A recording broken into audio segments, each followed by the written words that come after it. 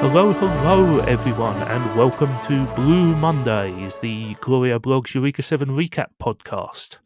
Aqua Gaze, you were working as a waitress in a cocktail bar when I met you. Well, that much is true. Yeah. Yes, that much is true there. Yes, this week we are going to be looking at episode 45, Don't You Want Me, and episode 46, Planet Rock. And I am joined, as always, by my lovely compatriots, Aqua Gaze. Hello, Aqua. So I showed my buddy Skunk, like his real name is Derek, but everyone calls him Skunk. I showed him this YouTube video of Hassan Piker debating this climate change denying pastor and owning him with facts and logic. And yeah, basically everyone at the skate park is a communist now. Yep. No, the secret is that everybody at the skate park was always a communist, man. Can't stop the signal there. I am also joined, of course, by G. Hello, G. I'm sorry, I don't know this reference. I can't yes and this. Please explain, Aqua. I mean, the joke is that this episode, like the first episode of these two, starts with like the Ray Out article.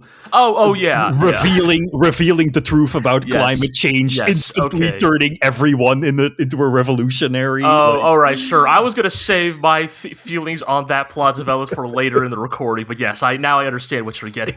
Hey man, all right. All surfers are secretly eco punks deep down. Okay, well, because clearly we all know that climate change was over in like 2005 when Al Gore released An Inconvenient Truth, and everyone was immediately convinced that we should take direct action. Well, not everybody. It wasn't inconvenient. Yeah. In any case, as I mentioned, we are covering episode 45 and 46 today. We are right in it. We are in the barrel, like hurtling towards the end of this show, and stuff is happening. A lot of stuff is happening. Oh, that's the metaphor. I was going to ask, like, if we're in the barrel, how come we're already flying towards our target? Because I was thinking of like the barrel of a gun, but I mean, that's kind of I meant more. We are barreling down. Yeah, like in a literal barrel rolling off a hill. Yes, although not too much Old Man River in these episodes there. With that said, let's dive straight into it, shall we? Let's get started with episode 45, Don't You Want Me? Aqua Gaze, please give us the easiest of layups on the musical reference here. Yep, this is named after a song by the Human League about being a creepy guy creeping on a girl at a cocktail bar. No, he might be a creepy guy trying to take control of a girl's career as well. It's ambiguous there. Anyway, so I'm going to say that this is probably the single most famous song that is referenced by an episode title there, with the possible exception of the final episode, but that's kind of in a different league here. This is the famous hit single by British electropop band The Human League off of their 1981 album Dare. This song was a number one hit in both the UK and the US. It's often regarded as the first true synth pop hit of the synth pop decade. Certainly one of the most famous 80s songs ever. Oh yeah, just a like quintessential new wave synth pop. Yeah, absolutely. This was one of the tracks which was thought to have begun the so-called second British invasion in the 1980s, where another load of British acts came over and dominated the American charts for a good 3 or 4 years in the first half of the 1980s. Fun fact, the Human League frontman Phil Oakey hated this track. He thought it was garbage. It is the last track on the album, which is normally a spot where you bury substandard material. And this song was released on as a deluxe 7-inch single that included a poster of the band, because he thought that they would have to do a make good to the fans for releasing such a crappy song. He was completely wrong. This song slaps. It's a classic for a reason. It is fantastic. Please listen to it. Many artists are often wrong about what their best and what their worst song is, it must be said. Artists here can confirm. I mean, like, the artist always has additional insight into the creative process, right? So we're judging on very different scales here. But yes, this is an incredibly famous track. If you are listening to this podcast and you don't know this song, you are probably under the age of 20 or just completely ignorant of pop culture or have never been to a wedding. Also, you mute like half of this podcast. Yes.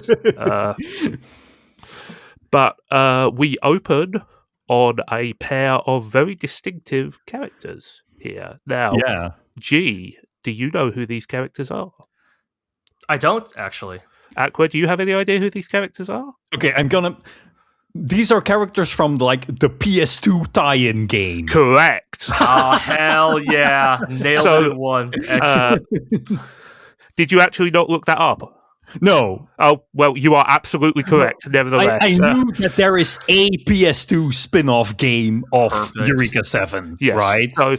So these two characters are Sumner Sturgeon and Rory. They are protagonists of both the two PS2 games, Volume 1, The New Wave, and Volume 2, The New Vision, and also of the prequel manga Gravity Boys and Lifting Girl. So it's pretty easy to guess this because they have such incredibly elaborate designs. They have very distinct designs. It's such. In fact, it really does lend the like opening minutes of this episode a really like kind of fun energy, right? Like, you know, I mean, you have these characters as a cameo, but also it does the thing that I think, you know, it kind of does what, you know, I think some of us here at the GLORIO Chat have now deemed the Nazu iceberg of, like, it hints at the grander world beyond the main cast, right? Like that there are other stories being told in the world of Eureka 7, and that these people are all, you know, also being affected upon by the events of the plot, right? Like it's you know, the episode opens with this like radio broadcast, right? Like the pirate radio,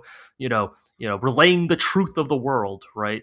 Yeah, I think, you know, that helps a lot here because the whole idea of this opening segment is intended to show that a worldwide movement is beginning. Right, they're trying to pick up the whole "can't stop the signal" thing, and suggest that like society is beginning to rise up against the corrupt government. And we get the first actual confirmation that there are people over the age of 14 who read Rayout. Yes. Look, man, old guys have to goon on Talho as well. Okay. Yeah. No, they read it for the articles. Yes, we've done this. This is like the 7th time we've done this bit. It's just so natural. I do like that the guy, so like we see Uno, who was the ref board salesman who spoke selling to Renton in the very first episode. I do like that the guy who comes up to him looks like he's trying to look suspicious. Like he's wearing a knit cap and dark glasses in the middle of the day. Hello, I am definitely not a Fed. May I have the latest copy of Rebellion magazine, please? I literally thought to myself, if the camera pans down and this dude's wearing combat boots, I'm going to scream. You know, just like the most obvious Fed in disguise ever. Fortunately, it seems that the feds are not even stupid enough for obvious disguises in this world. But yes, they are smuggling copies of Rayout like they are illegal contraband. I mean, because they are illegal contraband. Like, in this world, that's basically like the Hezbollah magazine that you're smuggling around. I mean, they also imply in these two episodes that there's like Rayout for the normies, and then real Rayout, like Rayout Black. Are you saying that like some publishing company has taken the name and is publishing an officially sanctioned Rayout? Well, yeah, you know, it just like I think there's a bit later in this, like one of these two episodes where they're like, oh, so you got your hands on, you know, like the real shit, huh? You're a Patreon subscriber. Yeah, exactly. You got the deluxe edition. Yes, please, the Gecko State definitely have an OnlyFans, not Patreon. The $10 tier for the Gecko State Patreon gets the deluxe edition with extra articles and a guarantee extra Talho picture every month. That's the thing. Like Talho has an OnlyFans, and Stoner hijacked it for his journalism. Yeah. Are you suggesting that, like, annoyed skateboarding teens are picking up Rayout and going, what's all this revolutionary propaganda? I just want a nut to the Talho. Anyway, we do move on to more important stuff immediately. Namely, Gulliver is still here and he's still sitting in the bed. The most important news at all. But he's losing some weight, so... dark times, Yeah, it's the war's here for everyone. Even Gulliver is suffering. Yep, he now only weighs as much as a dwarf star. We all have to tighten our belts here, Gulliver included. Yes. But yeah, kind of an interesting bit here, right? Where I think previous episode, what was it? They Jurgens had discovered where Gecko State was located, and Jurgens was being sent in pursuit. But we kind of have this good bit here where somebody was like, "Hey, we should really check up on those extremely traitorous scientists who keep doing traitor things." Yes, yeah. I mean, Jurgens is really in these 2 episodes, it seems like he got the memo.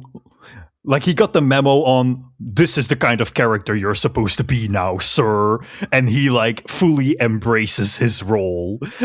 You're right, but I do enjoy that there is still a little bit of, the henpecked put upon as well there. But yes, understandably, before he goes full-on insurrection, he wants proof of what's happening here. So he wants to talk to Dr. Bear and Gecko State directly. He negotiates a parley, partially because Ken-goh's this guy's a bro. I know. Yeah. When we first crossed swords, I could feel his warrior spirit. It's the most fucking Metal Gear brained thing I've heard in Eureka 7, right? There's some real I can tell from the way you shoot, that you are a true soldier of the battlefield. No, it's just their mustaches can telepathically communicate. Of course, that's true. Actually, yes. I mean, in many ways, Jurgens is almost in some ways, Jurgen kind of reminds me of I think the fantasy I think a lot of people have of the career soldier, right? Mm-hmm. The committed professional, right? Yes, he is a soldier of an oppressive regime, but also he believes in facts based debate. Yeah. And yeah, and when presented with information that at least to him is without a doubt true, is capable of shifting his allegiances for what he perceives to be a moral good, right? I mean, he even says later on that he feels like the duty of the army is to protect the people of the country, which is a hopelessly idealistic, a real idealistic take on the military. But it's a fun character to fantasize about, right? I mean, he is very much the quote unquote cliche of the soldier who will follow what is good for the people above all, and once he realizes that the institution that he is defending is not good for the people, he will immediately make the right decision. I mean, he's portrayed as very noble here, which I think we have not had much of Jurgens before now, but we have gotten an impression that he is somebody who doesn't suffer fools gladly, but not to the point of cruelty there. So this doesn't feel like an unearned turn. Oh, definitely not. No. I do also want to point out a delightful artifact of 2005, which is Dr. Bear apparently keeps all of the proof on a mini disc. I knew you were going to bring this up. Yeah. Look, man, I enjoy the presence of mini discs. Also, he gets there on what is it, a forklift or something? Yeah, a weird Death Stranding-esque contraption. Sam Porter Bridges brings him there. He and Misha come out of the mist like they're the Undertaker or something. Yeah, it's very good. Yes, but while you must transport Dr. Bear to the peace conference. While Jurgens is absorbing all of the riveting data, things are happening on Earth? ? Where on the beach that makes you sad. You have heard of the beach that makes you old. Now get ready for the beach that makes you sad. Speaking of Death Stranding, yes, the beach that makes you sad. There. I mean, hell, speaking of, would you still love me if I became a worm? Eureka 7 asks, would you love me if I became a rock or something? A slime? Yeah. A slime. Again. Amoeba. Yeah. I think, I think this scene is... There is a lot of melodrama in this scene. There is much going on here. There is also, I think, Eureka's dialogue provides a relatable core to it, right? It's basically like we went through all this fucking shit, and now there's something else that stops us from being together, and I am just so tired and so fed up of all this garbage that's happening to me, right? Like that is relatable. Yeah, and I think like the melodrama works here because as we because like Eureka is not a particularly like she is not prone to like giant emotional swings, right? Yes. So to have her like break down so evocatively here, it really does a good job of communicating just like these kids have been pushed to the brink, right? Like they are at the end of their rope, right? Like they did all this stuff with Sakuya and infiltrating, the Vodorak and everything. This whole 40 episode show, right? And now I'm turning into a slime, right? Like like Eureka's frustration feels so like palpable at this moment, and I think that core sort of relatability and believability anchors all of the extremely high melodrama which follows because they go so over the top here. Renton here, one of my like strongest memories of like this stretch of episodes is Renton's response to all of this. So I had forgotten all of the Renton stuff here. Really? I had forgotten his abortive mud pack therapy. I had forgotten him trying to bash his own arm in with a rock because he's so tortured.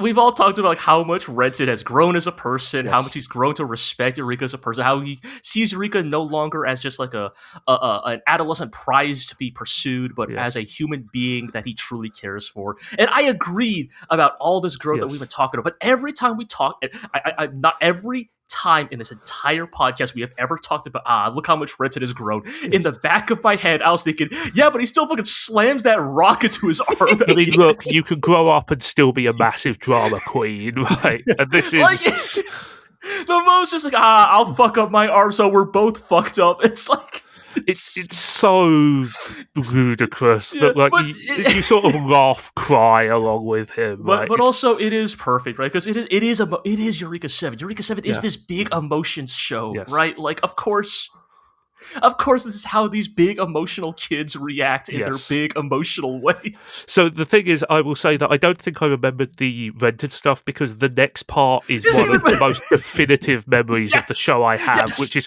Maurice pulls the gun on Renton. You were wondering what the gun was for. Yes. Anton Chekhov rolling in his grave.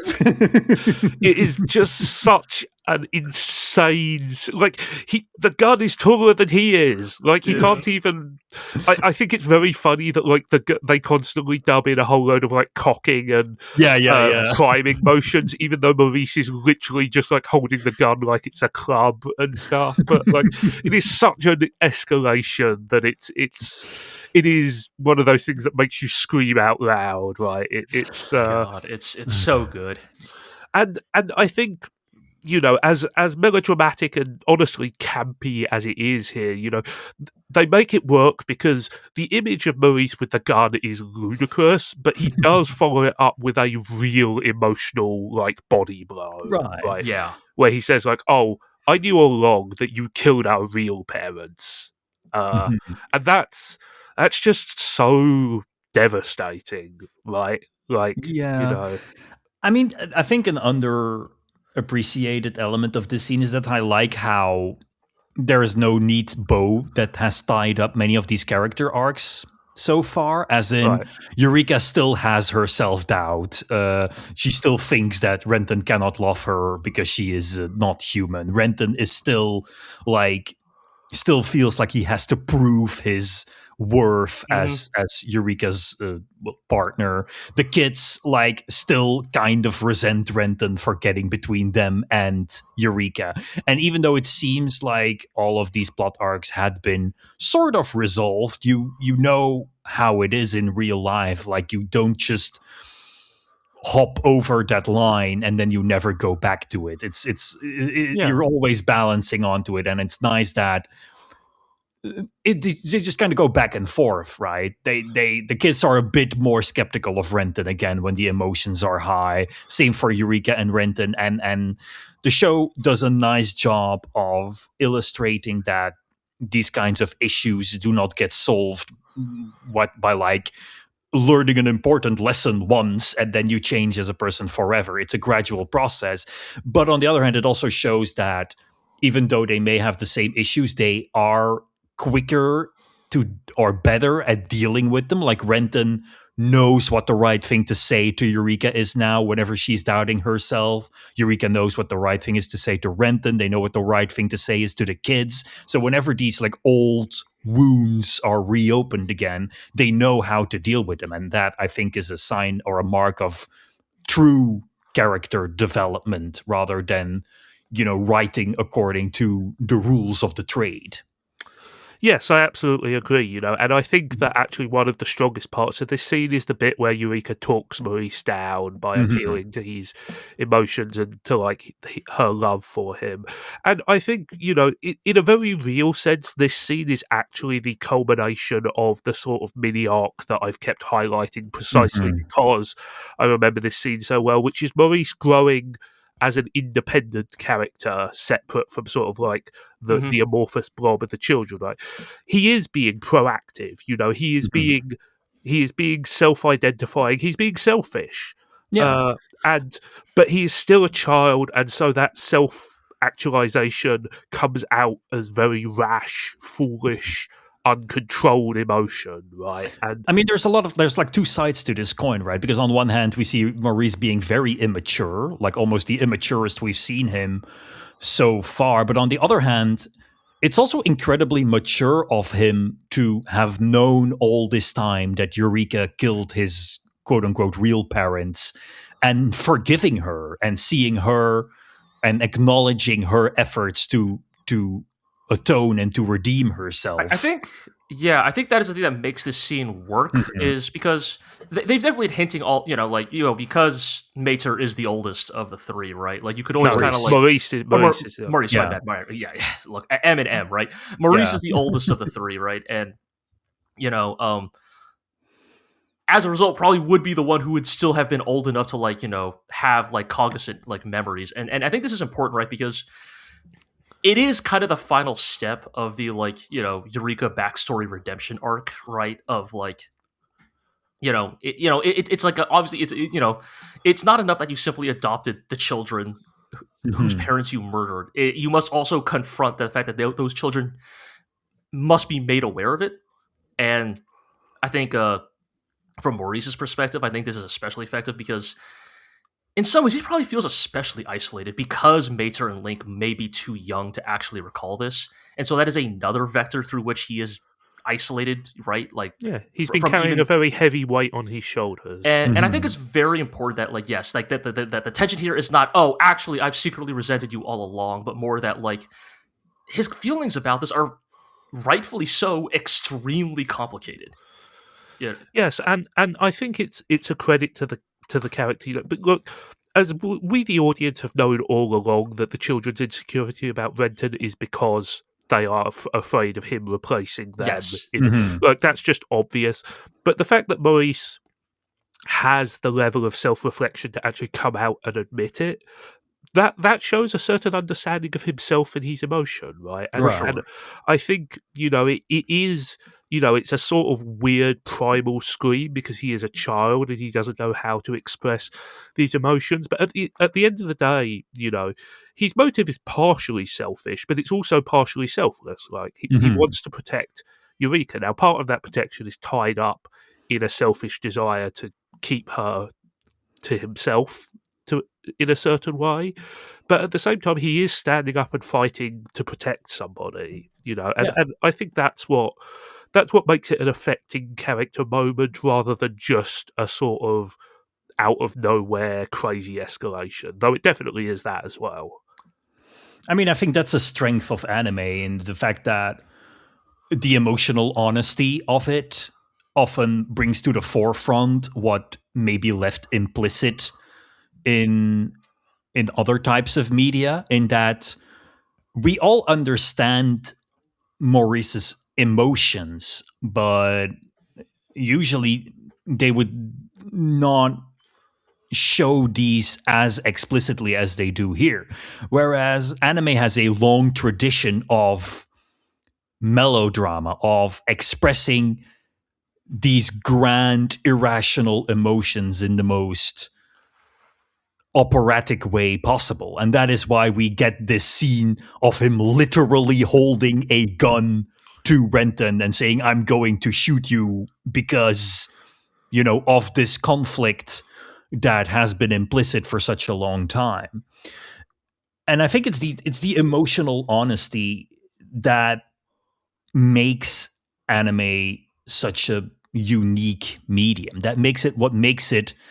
I think if it comes down to it, I think that is the core thing of what makes it different from quote unquote Western media. Like, even keeping in mind that nowadays a lot of Western media is, of course, very much influenced by anime and the vice lines versa. Blurred, right. But I think this is a part of the initial. This is why so many teens are into shouty shonen anime, right? Because they are emotionally honest. They are not ironic. They are not detached. They are not patronizing in a way. They show the messiness of being a teen as a reality. But the thing I would say is that the thing which makes this, I think, stick out from some of that aforementioned shouty shonen anime is that this is very clearly the culmination of some character traits and some plot arcs that have been seeded throughout the show, right? Like, we are exposing everybody's fears and everybody's doubts here that have been established over the long process of building dozens of episodes. Right. We know Eureka is scared about her inhumanity. We know Renton is scared about his inability to protect her. We know Maurice is scared about his growing agency and the fact that his mother might be taken away from him in a certain sense, and they hit much harder because we believe them much more, because they have been so effectively built up across the course of multiple episodes and multiple arcs before them. Yeah, exactly. That's they deploy the anime melodrama sparingly and effectively, right? I think there's also some great visual storytelling here. There's some really nice scene blocking. There's some really good vocal performances. Maurice's voice actress is really going for it, and she sells it very well there. And I just think it's a very emotionally charged scene that is at once sort of ludicrous, but ludicrous in a dramatic way rather than purely in a comical way. Although I'd be lying if I said that there wasn't some comedy in seeing Renton get a gun pulled on him. Oh, yes. But yes. Before we move on from this scene, there is one kind of weird moment in it where Renton sees the gun and is reminded of Charles. And he says Mr. Charles would never want things to end like this, would never want us to use violence to solve our problems. Yes. And I get that this is a reference to Renton learning his own way of dealing with conflict during the Ray and Charles arc by explicitly distinguishing himself from the violence of Ray, Charles, and Holland. But it's still pretty funny that Renton is yes, the man who is a willing murderer who happily and gleefully executed people with this rifle to feel their blood on his hands has taught me that violence is not the answer. I think the thing I took from that was the idea that Ray and Charles were always about fierce loyalty to family, a family unit. They didn't commit violence against Renton because they saw him as their surrogate son, right? So that's the thing I got from that. Which I believe that the generous read on it is that yes, it's more that you would never pull a weapon out on family. Mm-hmm. Yeah, and Charles fought to defend what he felt was his family, and I think clearly in universe, Renton is perhaps whitewashing Charles a little bit as well, but that's perhaps a little understandable. Yeah, that makes sense, right? I mean, we've talked about Ray and Charles a lot already, but I think it's very normal for someone like Renton to see him as this example of as G already mentioned, of positive masculinity, right? And in that way it makes sense of yes, he sees the gun and he's Charles, yes, I was able to protect my family in like a positive, non-toxic way, right? The way you always strove to protect your family. Yeah, and I think we do that to all friends and family who have passed on, right? Like we try and remember the ideals that they aimed for, the good parts of their personalities, and try and remember them in the best possible light. In a certain sense, that's the arc, right? Like Renton was there for the good part of Charles and Ray, and it was Holland who had to deal with the fact that they were, dirty murderers and pirates and mercenaries and all that kind of stuff. But it's just a really strong, powerful scene. Like I said, this is one of the scenes that has stuck with me for all the time ever since I first saw the show. Partially because of the daftness of it, but also partially because of the emotional honesty of it as well. There, we do cut back to the scientist base at this point, and I just have to point out that the comms officer has incredible hair. It's Red Line-esque, honestly. Oh yeah. That guy, yes. Just anyway, hashtag welcome to the resistance, Captain Jurgens. I think this is a good bit. I do like that they show that there's some mixed feelings, some resistance among the crew members, right? Right. Yeah. This is definitely a strange bedfellow situation, right? I am always a sucker for a good soldier man speech, but before my original bit at the start of this podcast was just gonna quote the soldier from Team Fortress 2, what was it, like, if fighting is sure to result in victory, then you must fight. Sun Tzu said that or whatever. Like there's a little bit of like that,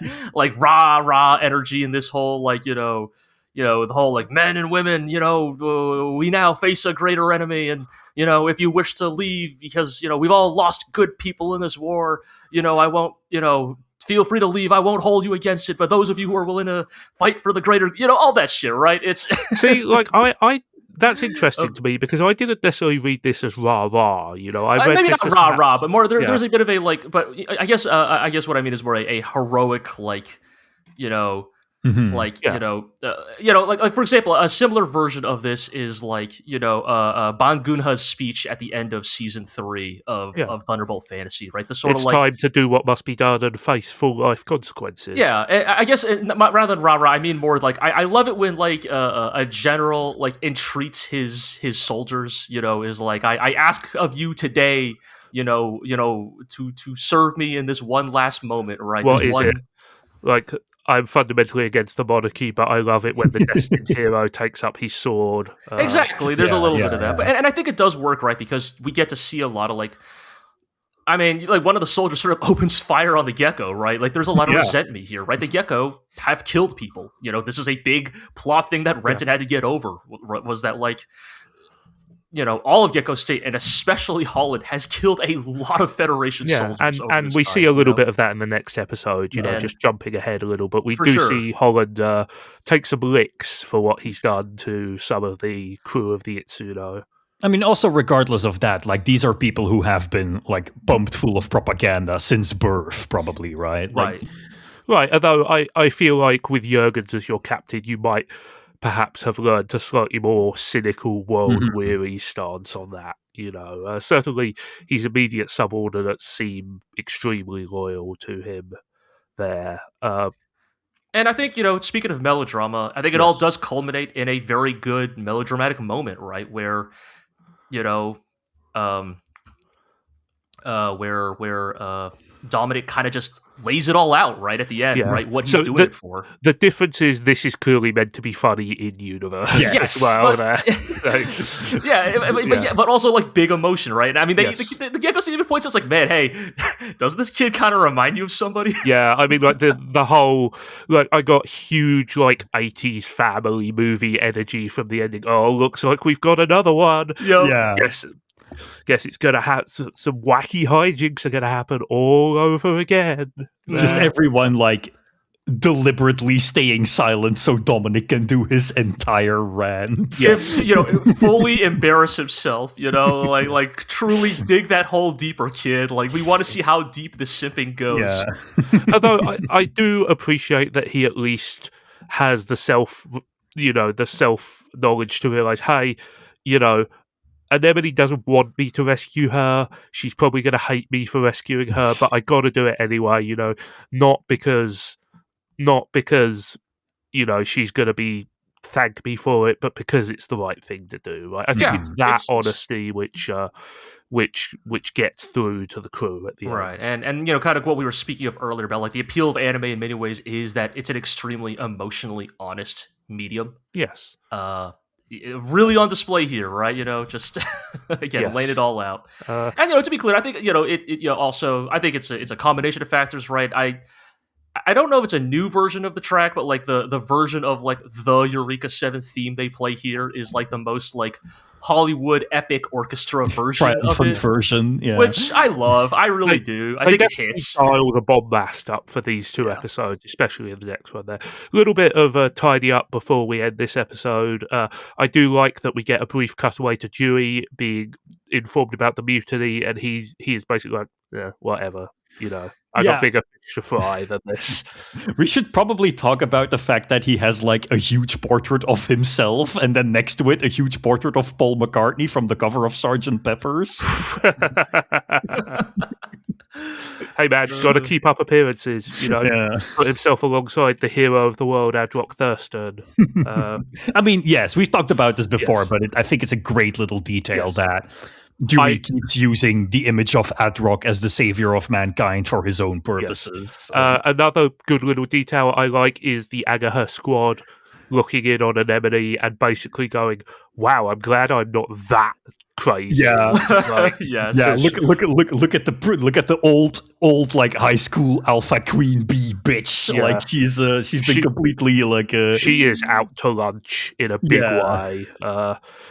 We do also see as well that Renton has set a responsible example for the children by teaching them how to self-harm.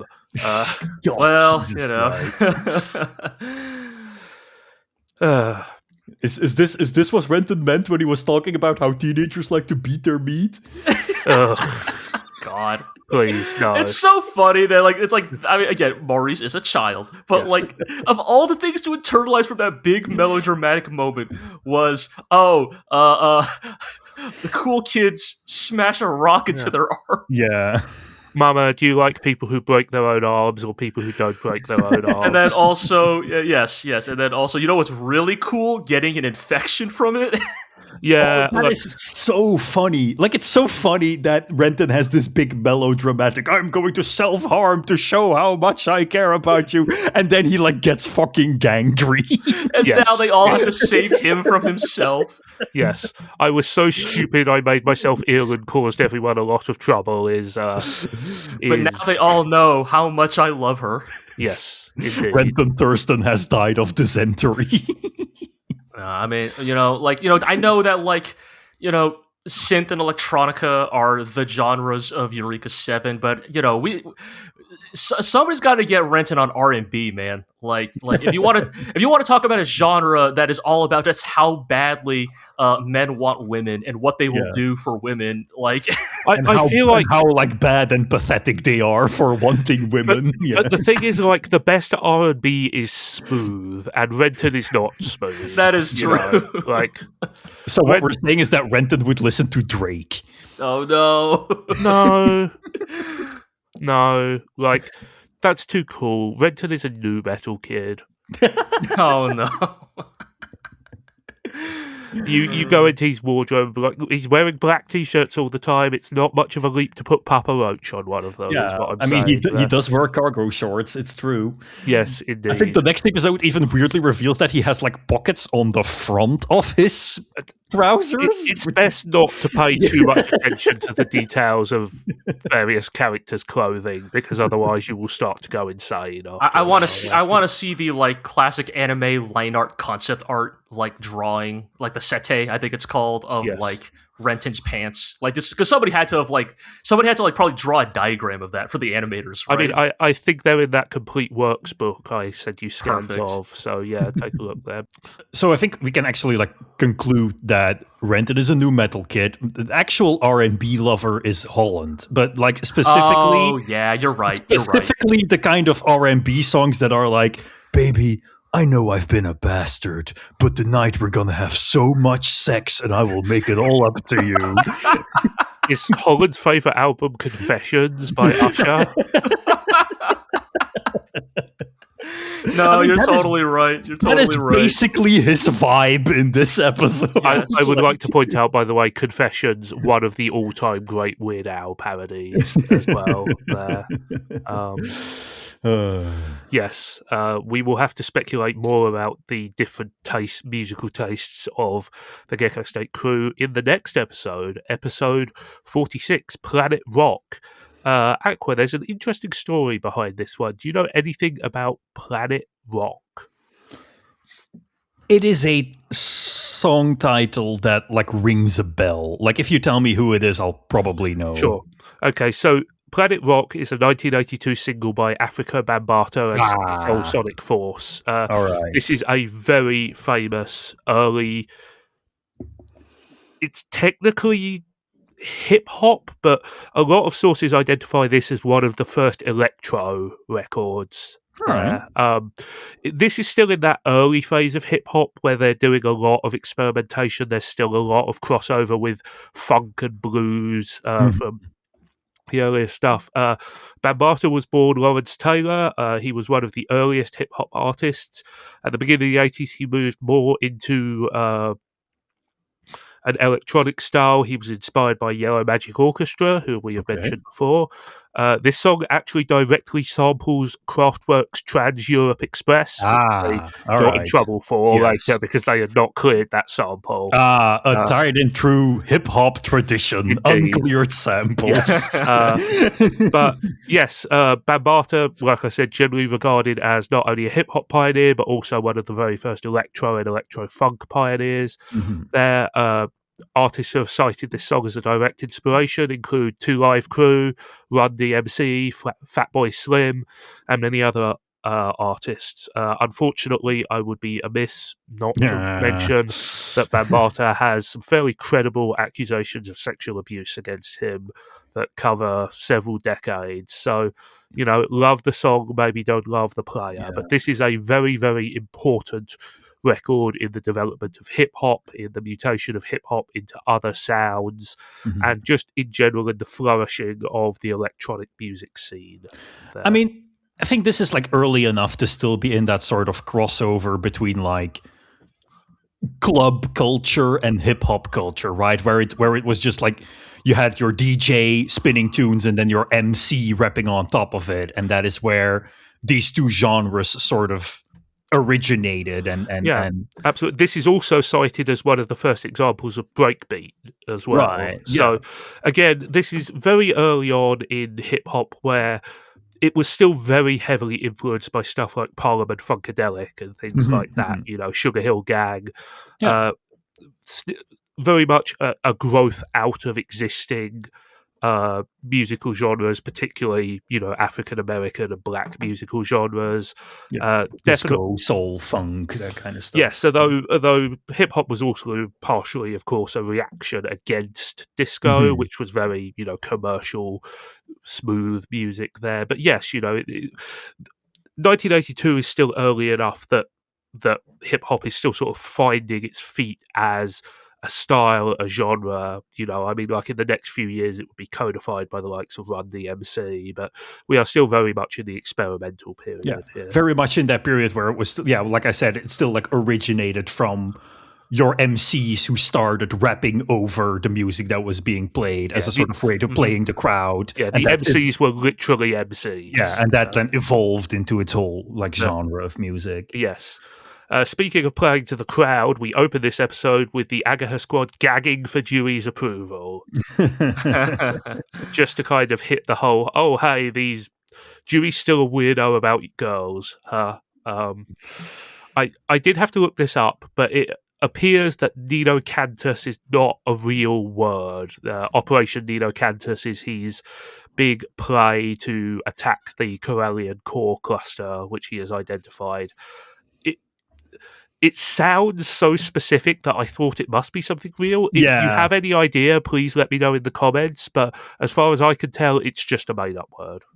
I mean, it sounds like a perfect opportunity for another reference, right? Right. Like we're calling this like Operation Fat Boy Slim or something like that. But yes, I could not identify this there. In the meantime, Renton is not doing so hot. Link is back to calling Renton pukey, which I thought was funny after everything we went through last episode. I think the implication is that Renton might have puked off screen, which is why they've started calling him pukey again. Quite possibly. We know he is prone to it there. Yeah. I have a question. How is their weather?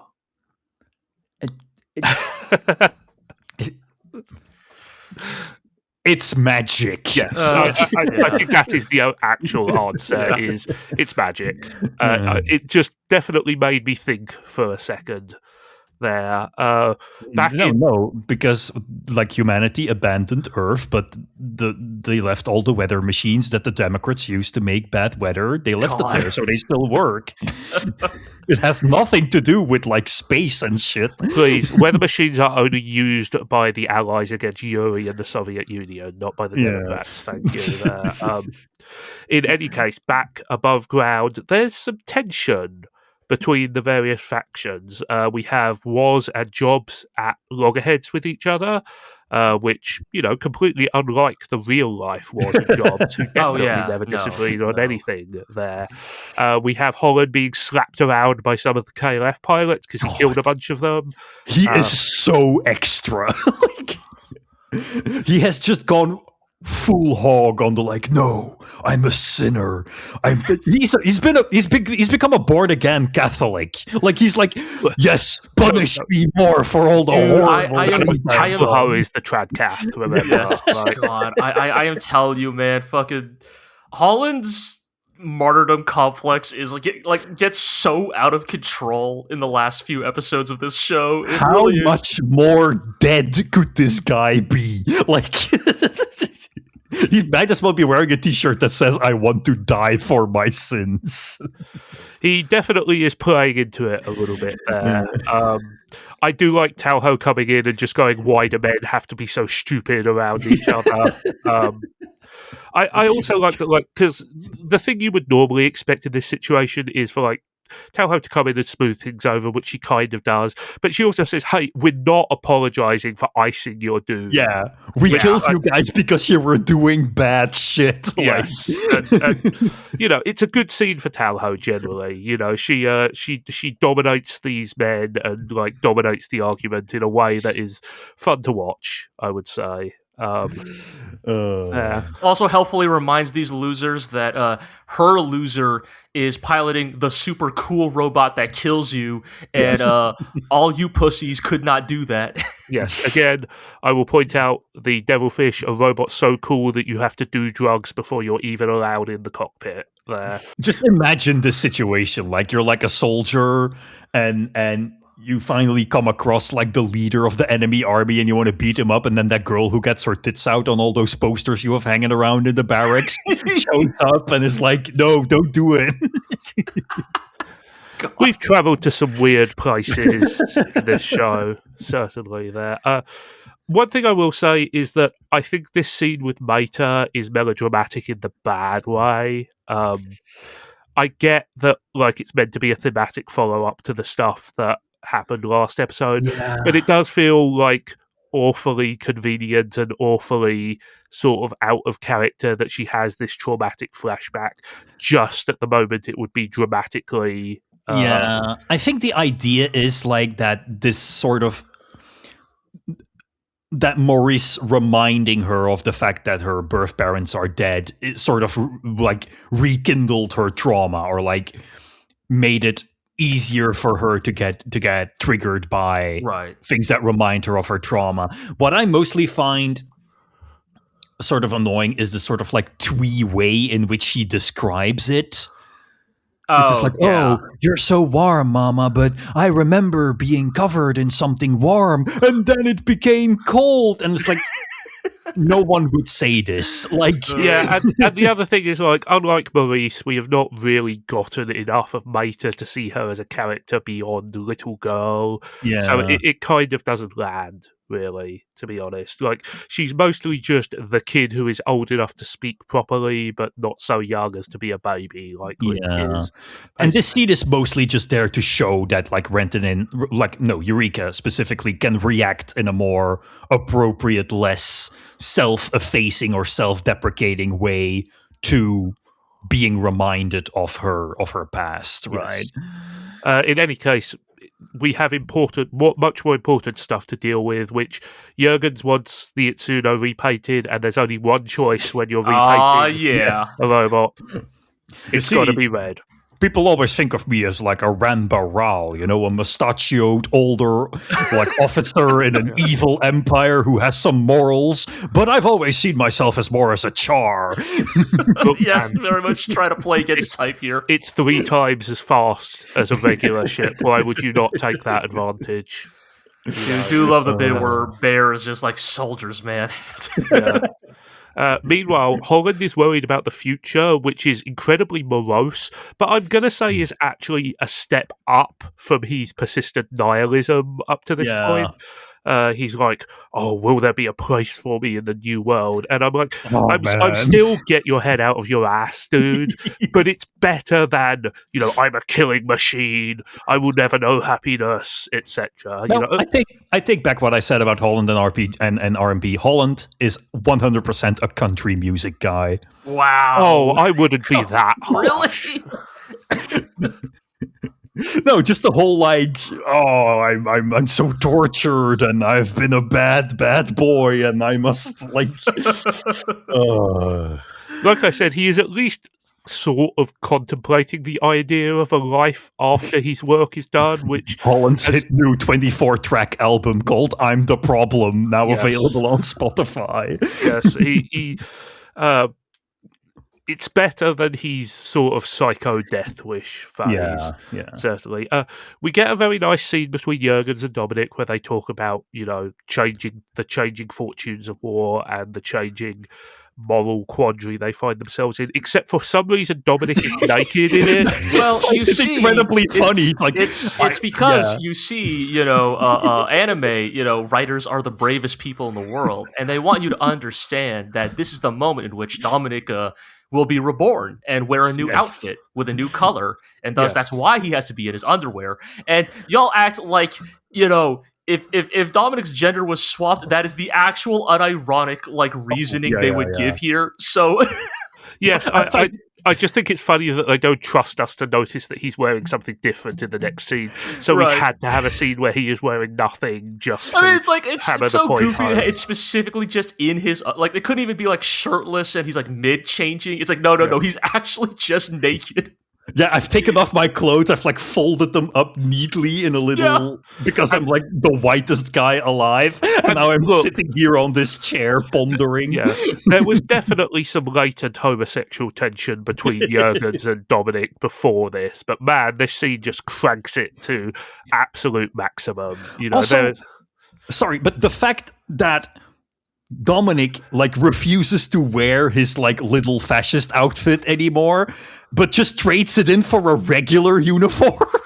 Look, man, I can't speak for it, but regular army uniforms are regular uniforms because they tend to be pretty durable and useful, I guess, right? yeah. I mean, the real answer is probably let's be real. I don't think Dominic owns normal clothes, right? What he's gonna he's oh, now that I'm out of the army and I've joined Gecko State, I can finally put on my casual surfer outfit. No, he doesn't own that. He doesn't have a sleeveless vest and jorts. Yeah, you think he's got Jinkos?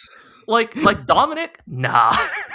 He walked out with his frock and or the cravat, the Miles Edgeworth cravat, and it's this is what normal people who are not in the Secret Service wear, right? Yeah, and it's funny because I do actually think the scene is very good. It's a good scene. It shows that these two characters who have sort of been comedy arch rivals up to this point have reached a point of mutual understanding and respect. It's just, it's hard not to read the subtext here.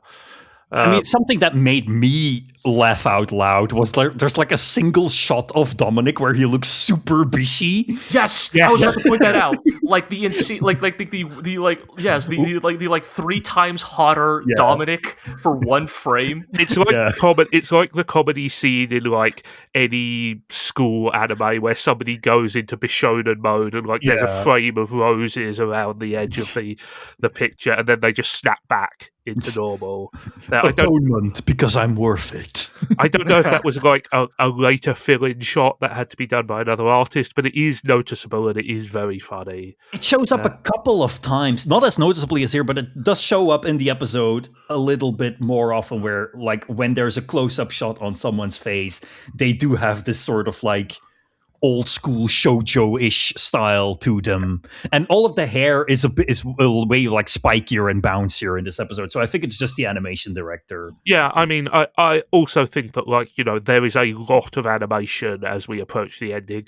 They are getting more individual animators per episode consistently here. You know, I'm not sure how Renton hitting himself on the arm has given him a fever that causes full body like spasms. Yes, convulsing. Yeah, it's like, I don't know. Does he have like yellow fever or something? Right. I mean, you know, like it's definitely one of those like only in fiction and only in anime things. Like obviously people get infections from cuts all the time, but it's like, I don't know. I feel like most of us probably like remember, you know, at least once in our lives probably got a gash on an arm or something, and just like, I don't know, like I washed it with water and then it, you know, it was fine.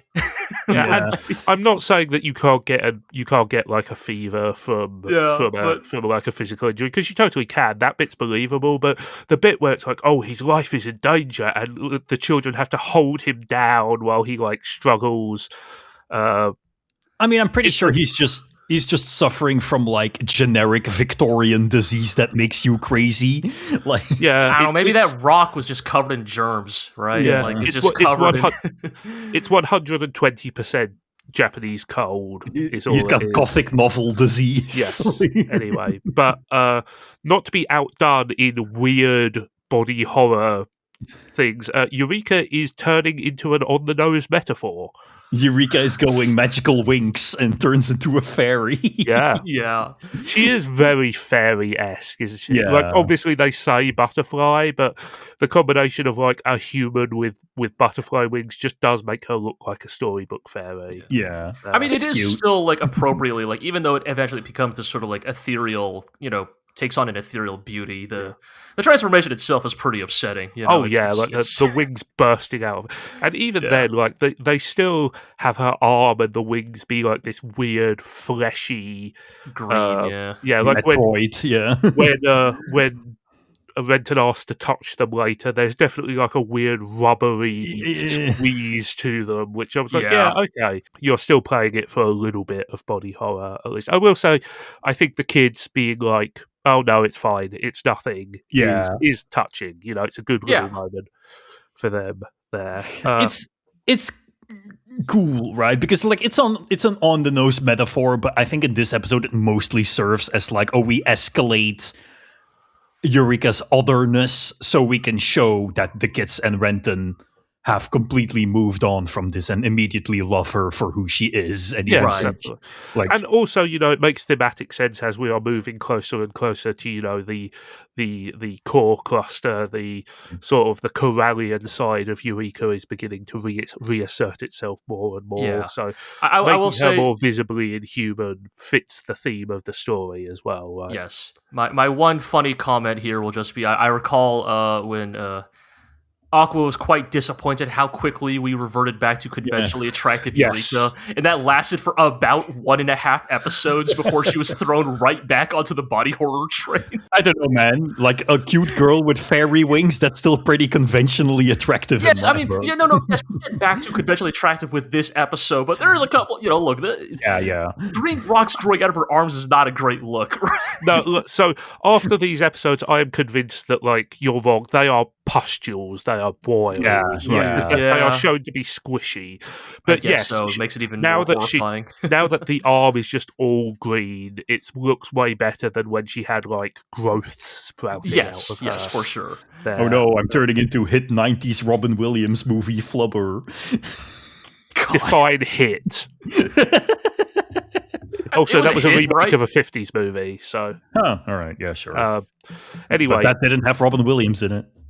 Dewey has decided that he needs to add another cliche on top of his already cliched plan, so now he has an orbital superweapon. Every villain's got to have one. Yep. He has Oratorio number 8, keeping with the musical theming there, of course. Apparently, the sages were keeping this thing up at the top of their space elevator just in case they ever needed it, and now he's bringing it down to do something? Question mark. You think they would have pulled this out back when they were being cooed, but I mean, the thing about coups is that they tend to happen very fast. Yes, I know. The key to a successful coup is not putting your target in a place where they can call upon their big orbital superweapon. Right? Fair enough. Yes. Yeah, you got to use your raw sexual energy to like sway them into a sense of familiarity. I had also forgotten just how the sages just disappear from the story completely. Oh yeah, they don't matter. Yeah, I mean, they don't. They literally don't matter anymore. Like I remembered that like Coda has a bit more characterization than the two guys, but like I could have sworn that when we last saw her, I was definitely like, oh, she'll appear once again, but no, she's not going to appear again. They're not important anymore. Yeah. She's probably dead. I think that when Renton is magically better, I mean, like it's pretty impressive that he recovered from like full body muscle spasm paralysis to completely fine within like the space of a couple of hours. I mean, you say that, but there's going to be like a weird rash that shows up on him and then he dies in 3 days. Sure. I do think that this scene is incredibly sappy. And this one? Yes. And it kind of works really well. These characters, yes, it works. It's cute, it's I really like seeing them. It's only been a few episodes since they've been happy, but I always want to see Renton and Eureka happy together. And he is he's such a fucking sap. He really so wit. Yes. Like I do have to give an advice to all the 14-year-old boys listening. If your girl grows fairy wings, do not ask to touch them. I mean, at least he asked, right? It's weird. Of course it's weird. Like, I mean, what part of it is not weird? Look, I feel like I have seen something I should not have seen. Look, these kids are in uncharted territory, all right? Like, they're no advice Holland or Talho could have ever given could have prepared them for, what they are dealing with here. Please, if you recall, it was Mathieu and Moondoggy who were trying to give Renton advice. Exactly. This is like the scene in hit cultural classic James Cameron's Avatar, where the two blue Smurf people put their like weird antennae together, and everyone is like, "Are they having sex?" I mean, look, it could be worse. At least they're not smoking. Like let the children do their weird touching wings thing, Amagami SS died for our sins. It's also just like there's just some really nice scenes of like everyone holding hands. The family aspect of it really coming home there. There's also more weird imagery that I'd completely forgot about. For example, this giant mountain of amber. Yeah, that just shows up out of nowhere. Like, I mean, I think the implication is that the storm like collapsed part of the bay they're in, right, and so they can get out now. But... See, that's what caused the storm. They were updating this area, and now version 1.1 is out, and they've added a new part. But yes, a sort of like another weird sort tiny little clue here is that like this giant amber is full of footprints as well. You can see them below the surface. They're not the footprints of anybody in our gang there, and the Nirvash takes this opportunity to decide, actually, I'm going to do stuff now. I'm fine. Yes. In fact, I can even fly. Apparently, the Nirvash's flying form genuinely flies and doesn't just rely on trapars, which is aerodynamically questionable. Look, Nirvash just wanted these kids to learn an important lesson first, right? Yeah. Turns out Nirvash could have always have done this and merely chose not to. Nirvash is like, I'm not getting out of here until someone shoots that gun. Nirvash is basically the one-armed man from Arrested Development. And that's why you don't touch your girlfriend's wings. And we're sort of pulling together a lot of threads at the end here. It really feels like that they are priming the pump in a big epic way. Right? Yeah, we get a bunch of little scenarios here. We have Gonzi reading the tea leaves. We have Dewey talking about how the oratorio system has supposedly survived for 10,000 years, which something surviving for 10,000 years in planet orbit is pretty impressive. I was going to say. We are officially at the point where nothing Dewey says should be taken seriously. That's true, admittedly, yes. But it does sort of imply that the oratorio system is like from the dark age of technology, right? That it's like fucking Warhammer 40k shit here, man. It's a weapon from the before times. Yes. There. And we see Renton and Eureka have finally arrived at their destination, the control cluster, the center of all the scrub coral everywhere. And in one of the best cliffhangers we've had in a while now, someone's waiting for them. Yeah. And that someone is Renton's sister, Diane. I don't like that the opening credits spoil this. I mean, do they? Do they? Yeah. You see Diane standing on like a beach-like ethereal location. I guess but you wouldn't really clock that until like the last 5-10 minutes of this particular episode, right? I don't know. I kind of did, but yeah. Okay, I guess to me, whenever I look at Diane in the OP, like in my mind, that's kind of more meant to be like these sort of ethereal, like the memory of the person who's no longer with us. Not we will explicitly find this person in this exact physical location, which that's fair. Is what Eureka 7 kind of does. But I don't think it's a huge leap to assume that she was going to show up in some form again. That's true. Her location, her presence is one of the major remaining mysteries in the plot, right? Yeah. And apparently she's been here all along. But yes, I mean, the thing I really got from the end of this episode is that sort of the big swell, everything is moving, everything is happening. Mm-hmm. They really are, setting up for the deep breath before the plunge into the final few episodes here. Shout outs to just the CD that gets handed off called Eureka All Bio Date or whatever. Dr. Bear is going to send his mixtape to yes. We're gonna make we're gonna take Eureka open source. We're just gonna put it on GitHub. Yes. Is Eureka a Vocaloid? She has the hair. It's true. She has the outfit too. Yeah. I'm always never sure what to make of bad misspellings in like English misspellings in modern anime, because are they doing it deliberately? I think the actual answer is they don't care that much. I think it's just I think especially before a certain era, I think it's just they just don't care, right?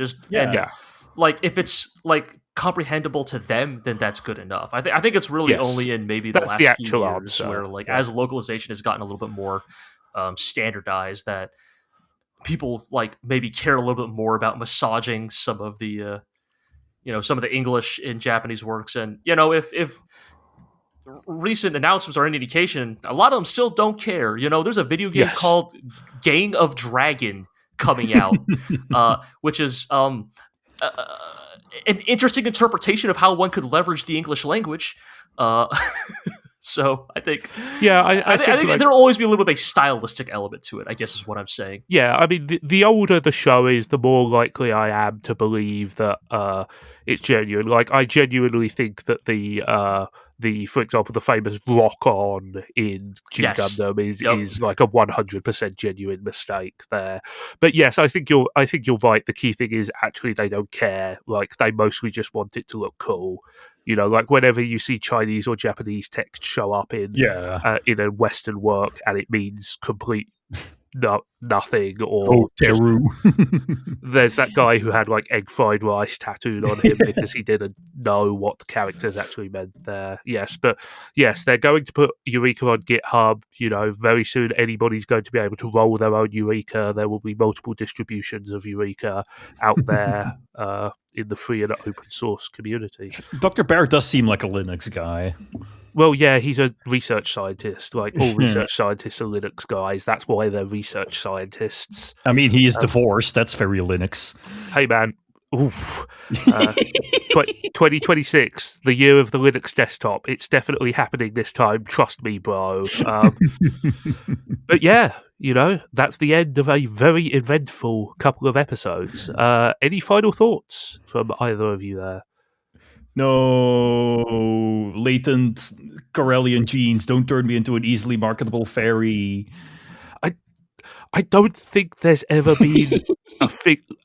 So Eureka 7 is kind of just a few years too early to have had like a dedicated figure scene for it, and I don't think there's ever been a figure scene of like weird butterfly Eureka. I will say that butterfly Eureka shows up like disproportionately a lot in art and like posters and like album covers of the show and stuff. This is a very iconic look. I mean, people like ultimate forms. Like, yes, it's true. In this form, Eureka can do a rider kick that can destroy an entire planet. Source again. Trust me, bro. But yes, just kind of like your feelings on where we are after a pretty emotionally wrenching couple of episodes. I think it's nice we're not heading to an obvious finale, right? Because what we do sometimes get with shows that run for 50 episodes is that all the pieces are already in place like 4 or 5 episodes before the end, and everything then just sort of like plays out the way you expect it to. Right, and like, to be clear, that's not necessarily a bad thing. That means that you've built the bones of your story but a little bit of unpredictability is nice at this stage. Right, because at least like sometimes at that point you're like, oh, like what even is the point of watching? Because it's just going to be like the fight against the bad guy and then they will win. Whereas here, they're at least like, by having our cast split up, by dropping some more revelations, some more cliffhangers, they do keep me very curious as to how it's going to end. Like I cannot see the world line where this is going to end up exactly, right? You have some vague idea based on pop cultural awareness, but they are keeping things interesting up until the bitter end. Yeah, absolutely. And, that makes me interested to see how you feel about the direction they are going, because although I don't remember the specifics, I remember, the rough outline of what's going to happen. So I'm interested to see whether it develops according to your guesses there. G, any thoughts about this pair of episodes? Honestly, I think I'm just kind of looking forward to, the ride, right? Like they've like this is in many ways like these last 2 episodes. Well, if the preview is any indication, maybe we'll get one more episode of like setup here, if that makes sense. Like, I mean, the next episode is an experience. Yes, and so there is very much a sense that like these 2 episodes are doing a lot of the, like, I guess you could say, scaffolding work for our finale, right? Yeah. We have the pieces are in play, the characters are at the proper place in their emotional arc, and it I think it's like when a show does such a good job of just setting up all the pieces, the excitement is you just want to see it all play out, right? So that's kind of where I'm at. I think I think my like primary memory of these 2 episodes is Renton smashing his arm with a rock, but in hindsight, there's a lot of other good stuff here too. Yes. Although, let's be clear, him smashing his arm with the rock is pretty good as well. It sure is on brand for him. Yes. He is easily swayed by his emotions, and we will see him more easily swayed by his emotions in our next 2 episodes. Oh, yeah. As you alluded to, Aqua, the next episode is again Experience. This time it is Experience 4.